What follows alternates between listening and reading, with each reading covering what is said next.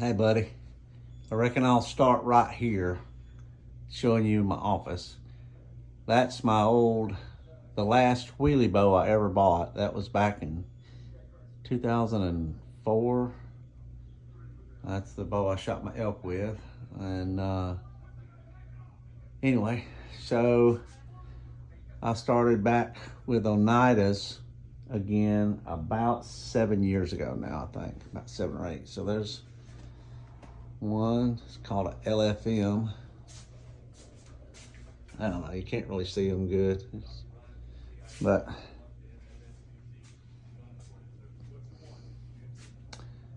that's a Kestrel. I'm presently trying to sell that one. That is a brand new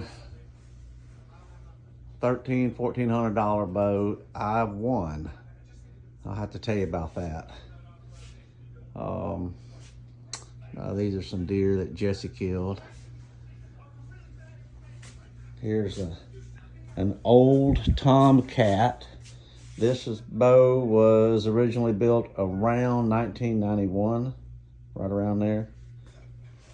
But my dad's old crossbow, a couple of other bows I got. There's an old Indian bow. That riser, that entire riser, let me turn that off.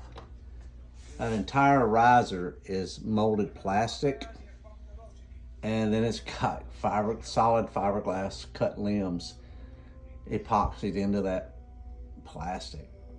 This is wild. One of these days we're gonna have to clean that up and shoot it. That is an old, really old bow. That's a bear. It's kind of, crap, I can't even remember the name of that thing now. But this bow and this one were not, I mean, they're mine, but I never shot them or anything. They're just old bows I got from somebody because I wanted to collect some old ones. That's a riser from an old Oneida. There's a couple more. This one is Jesse's first Oneida. That's called an Aero Force. It was originally built about 24 years ago. And that's a second Kestrel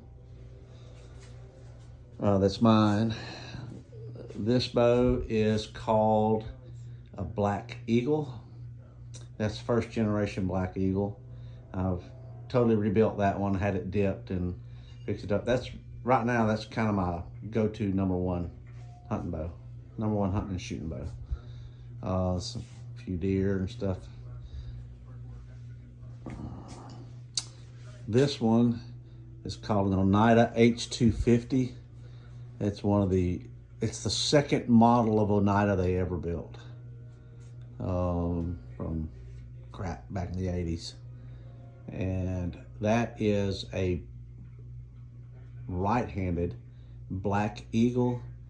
From what myself and a lot of other guys have been able to figure out, this bow is one of about 3 that we know exist.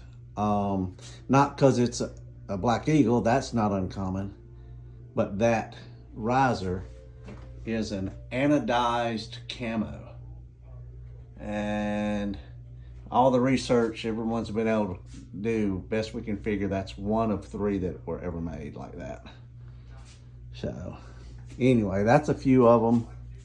And then I've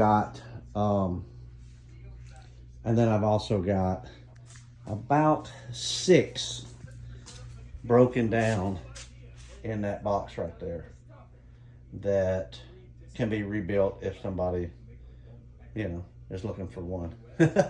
I bought them for parts bows and rebuild them, and they're very inexpensive, but they're super comfortable.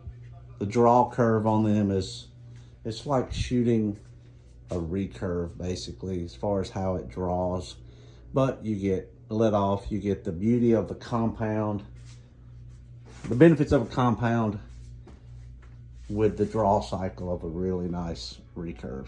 So this is my second favorite bow ever. I've killed more deer with this one than any Oneida I've ever had. That's called an LFM, Light Force Magnum. It's just got the best draw curve of all of my Oneidas that I've ever had. It's beautiful. It's just perfect. So anyway, it's an older boat too. I mean, this is the last year that they made Oneidas where they had a single cam like this, as opposed to having a cam on either side like these. You see, they call this a quad cam basically, even though it's two. You have two cams on each side, at the top and at the bottom. It doesn't make it any faster. Quite frankly, it doesn't really make an improvement. It just makes them a bitch to work on. I don't personally think it made them better. This bow, what they call the flagship bow, the most expensive, the #1 bow they make now, isn't a nickel's worth difference from this one, which is my Black Eagle, which is probably 20 something years old. So they're basically the same. They just changed the riser a little bit. The technology has really been kind of maxed out on what can be done with this style of bow, where you have the lever and you have this style of cam. It kind of got maxed out early in its life. So the only real differences in newer ones are materials and the shape of the riser. That's pretty much it. Anyway, not that you wanted a history on Oneidas. I'm a bit of a junkie. So talk to you later, buddy.